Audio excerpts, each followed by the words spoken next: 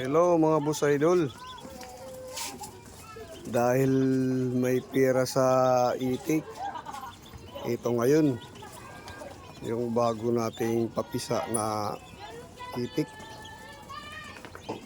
Nagpapisa tayo mga boss idol dahil medyo matanda na yung mga itik natin. Kailangan natin maghanda ng mga bago para kung sakaling ginamang itlog, mayroon tayong bagong mga itik. Mga 7 months pa bago mag-itlog to. Bago lang to.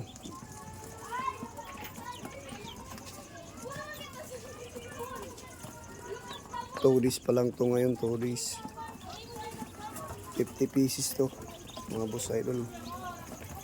Ngayon naman meron tayong bagong salang, 90 pieces na naman yun. Sana maganda din yung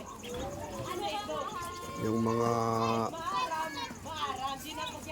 mga itik, hindi magkasakit.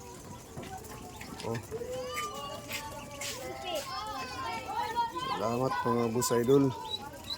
Salamat sa panonood.